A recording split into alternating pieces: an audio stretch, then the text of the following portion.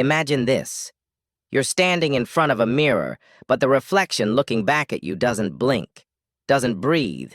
It mimics your expressions, your gestures, even your voice. But there's something missing. A spark, a flicker, something behind the eyes, and you can't name it. You lean closer. The features are all yours. The jawline you trained into shape at the gym, the tailored clothes that drape perfectly on your sculpted frame, the confident half-smile you rehearsed in thousands of social interactions. You look like a man who has it together. But deep down, you know what no one else does. This mirror image is a mask stretched over a void. You don't know when it started. Maybe it was the day you got the job everyone wanted but still felt nothing. Maybe it was when you crossed another goal off the list and the thrill evaporated before you even put down the pen. Or maybe it was earlier than that, when you learned that being successful meant being efficient, productive, and useful, but never still, never quiet, never curious. So you keep going, keep performing, keep stacking achievements like sandbags against a rising flood of silence inside you. You read more, train harder, improve faster. You say all the right things. You feel all the wrong things. But you tell yourself this is normal, that you're just tired, that everyone else must feel this way too, burnt out, boxed in, slightly hollow. Until one night you're walking home and for the first time in years you look up at the sky. It's not the stars that get you, it's the emptiness between them. Something ancient and terrifying stares back. Not with eyes, but with absence. Not with malice, but with a kind of quiet knowing. And that's when it hits you. You've built a life on chasing answers, but never stopped to ask the right question. What if you lost something vital along the way? Not your time, not your energy, not your youth, but your soul? Not in the religious sense, not a ghost in your chest or a flame waiting to be saved, but your essence. Your center, the quiet core that once told you who you were before the world screamed who you should be. What happens when you forget you have a soul? You don't cry, you don't collapse, you just keep going, perfectly functioning, beautifully numb. What if success is anesthesia? What if the life you're praised for is the very thing that's killing your spirit? What if growth can become decay when it ignores the invisible? You tell yourself there's no time for these thoughts, but they linger, they multiply. They whisper in the spaces between meetings, between workouts, between texts. They come in dreams where your reflection blinks, then walks away without you. You've seen people like this before. The friend who got everything he wanted and stopped laughing. The entrepreneur who built an empire but lost the ability to be still. The influencer with millions of followers and no voice of her own. The overachiever who quietly wonders what it's all for while smiling for the next award photo. They forgot something. So did you. And now the question remains. Can you remember what it was? Can you trace the moment when the mirror stopped showing a soul? Because somewhere between who you were and who you perform as, you became the man who forgot he had a soul. And the real tragedy? You're not alone. This isn't just your story. It's a silent epidemic, a modern mythology, a global forgetting that begins not with loss, but with success. So ask yourself, who are you without the roles, the goals, the hustle, the image? Can you even remember? And more terrifying still, if you tried to remember, what might you find? Let's go deeper. Let's find the wound behind the mask, the ghost inside the machine, the echo in the silence. Because this forgetting didn't start with you, and it won't end with you, unless you decide to remember. It didn't happen overnight. The forgetting began slowly, wrapped in praise, masked as progress. You were told to be efficient. You were rewarded for being productive. Every checkbox ticked, every task completed, every improvement earned you a pat on the back. But no one told you what you were trading for that applause. No one mentioned the cost, the quiet suffocation of your inner life. You forgot your soul not because you were weak, but because you were conditioned to. Carl Jung warned of this when he said, "People will do anything, no matter how absurd, to avoid facing their own souls." He wasn't exaggerating. We build entire identities around the avoidance of the inner self. We call it ambition. We call it discipline. We call it adulthood. But it's something else. It's exile. Exile from the rich, shadowy interior of who we really are. You weren't taught to listen inward. You were trained to look outward. Compare, performance, outdo, outshine, be better, be faster, be more. This is not self-development. It's self-abandonment, cleverly disguised as progress. The philosopher Jean-Paul Sartre believed that existence precedes essence, that we are not born with a fixed soul, but rather we must choose it, shape it, become it. But how can you become anything when every choice you make is dictated by algorithms, metrics, and expectations you didn't set? This is the quiet violence of the modern world, not loud, not bloody, but psychological, existential. You wake up in a world designed to keep you distracted from your own depths. Aldous Huxley foresaw this when he warned that the future wouldn't be controlled by pain, but by pleasure. People will come to love their oppression, to adore the technologies that undo their capacities to think. He was right. We scroll to forget. We buy to forget. We optimize to forget. We hustle, hack, improve, and upgrade, all to avoid the stillness where the soul begins to speak. But why is stillness so terrifying? Because stillness reveals what you've buried. Arthur Schopenhauer said that a man can do what he wants, but not want what he wants. Meaning, your desires, the very engine of your so-called improvement, might not even be yours. They're inherited, implanted, infected. When you chase what society wants for you, you lose what your soul longs for. So you become excellent at playing the game and hollow at living the truth. And herein lies the central paradox. The more you improve what the world can see, the more you may forget what it can't. Your soul is not interested in your productivity. It doesn't care about your resume. It doesn't respond to how many followers you gain or goals you conquer. The soul speaks in symbols, not schedules. In silence, not notifications. In dreams, not deliverables. But no one taught you to listen to that language. Instead, you were trained to silence it. With achievements, with noise, with ego. Nietzsche called this the will to power.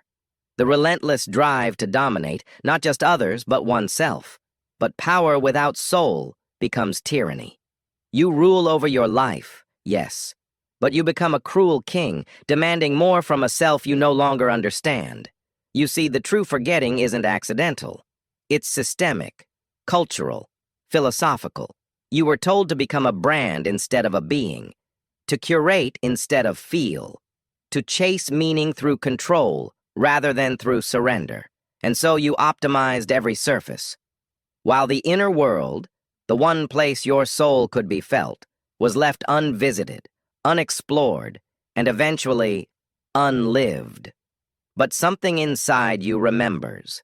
Something still aches, and that ache is the proof. The soul hasn't left you. You've just stopped answering its call. And yet, something has shifted. A whisper has returned. And if you're still here, still listening, it means one thing. You're ready to feel again. You're ready to go back. But before that return, you need to see what this forgetting has cost you. You didn't notice when the hollowness first began. At first, it felt like restlessness, something small, a flicker in the background, an unease you couldn't name. You told yourself it was stress, burnout, a sign that you just needed a vacation, a weekend off, a better routine. But what you were feeling wasn't fatigue. It was fracture. Because when you forget your soul, something breaks. Quietly, invisibly, but inevitably. And it bleeds into everything. Your relationships start to feel thinner. You're surrounded by people, yet feel alone. The conversations grow shallower. The laughter, hollow.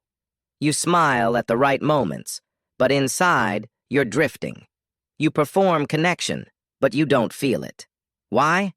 Because the soul is the bridge between people. And when you lose your own, you can't fully touch another's. You try to fill the emptiness with more. More dopamine, more goals, more novelty. You chase experiences, but nothing lingers. Everything is consumed too fast. Pleasure, once thrilling, now leaves a bitter aftertaste, like sugar that never nourishes. And still, you keep chasing. Because to stop is to feel. And to feel is terrifying. This is the quiet tragedy of forgetting the soul. You can succeed outwardly while starving inwardly, and no one will stop you. In fact, they'll applaud. You get rewarded for becoming numb, promoted for becoming more efficient, admired for how much you can endure without breaking. But deep inside, something has broken, and it shows. It shows in the way you can no longer sit in silence without reaching for a distraction. It shows in the way your joy feels counterfeit, like a copy of a copy. It shows in the way time slips by unnoticed, and one day you wake up asking, "Where did I go?" That question isn't about time. It's about identity. Carl Jung once said, "The most terrifying thing is to accept oneself completely. But modern life is built to prevent that from ever happening. It offers you roles instead of essence. You become the professional, the achiever, the smart one, the strong one. But these are costumes, and every time you put one on, the soul grows quieter, until one day it stops trying. You begin to see the world differently, not as a place of wonder, but as a market. Everything becomes transactional. Every interaction has a purpose. Even your hobbies must be monetized. Even rest must be optimized. And the worst part? You think this is normal. You stop dreaming, not just at night, but in life. Your imagination atrophies. You no longer ask, "What if?" You only ask, "What next?" This is what the forgetting costs you. Depth, mystery, meaning. It drains the color from your inner world and replaces it with grayscale efficiency. The mind becomes a machine, the heart a burden, and the soul, it becomes a myth you once believed in when you were young. This isn't just psychological, it's neurological. Studies show that chronic distraction shrinks the hippocampus, the very part of your brain responsible for memory, learning, and imagination. Dopamine addiction rewires your reward system, making deep focus and inner reflection feel boring, even painful. Your brain starts craving stimulation over insight, speed over depth, noise over stillness. And that's the real danger. Because once the soul is forgotten long enough, its absence starts to feel like truth. You no longer remember who you were before the world told you who to be. You mistake the numbness for peace. You confuse productivity with purpose. You wear the mask for so long you forget there was ever a face beneath it. But you're here now, reading this. And maybe, just maybe, something inside you stirred. That flicker you felt?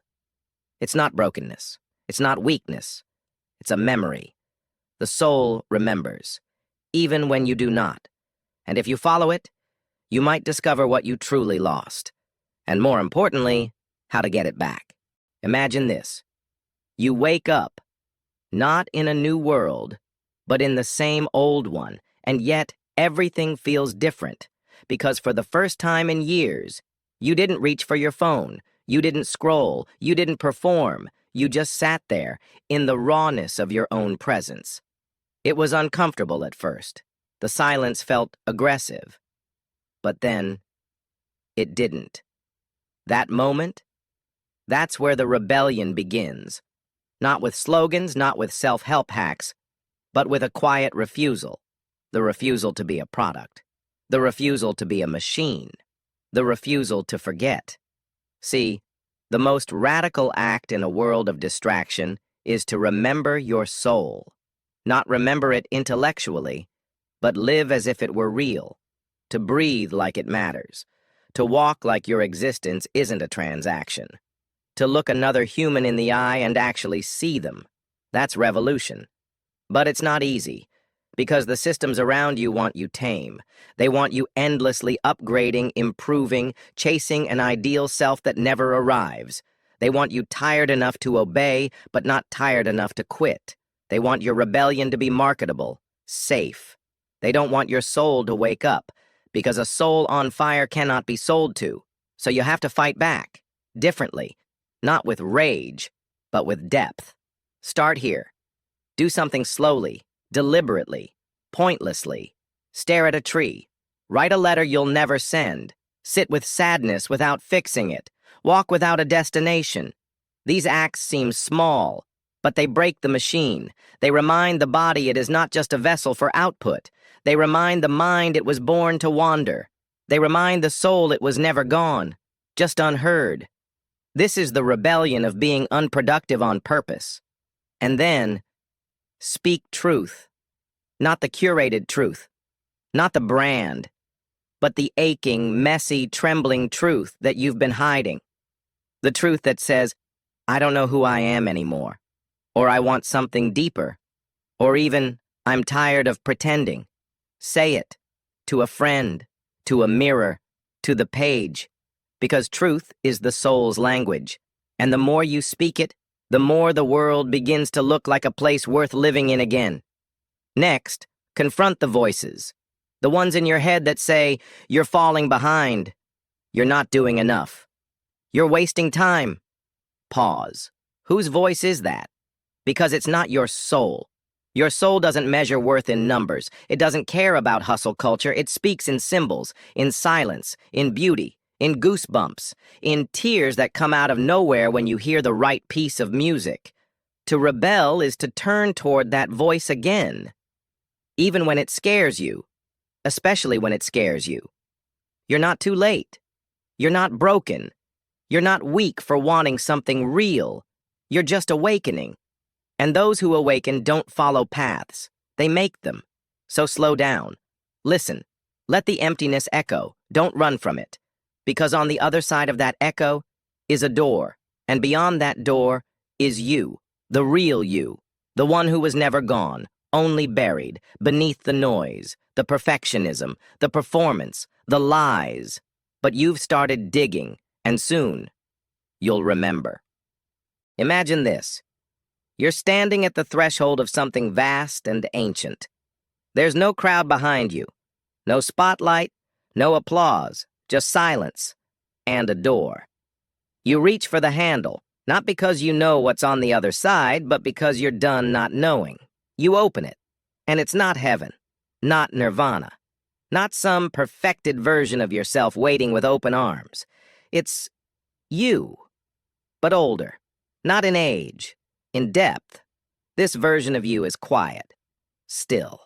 They don't radiate charisma or scream confidence. They know something. They've remembered something you forgot. You sit with them. They don't speak, but you hear them anyway. You spent years trying to become someone, but forgot how to simply be. You try to respond, but your mouth won't move.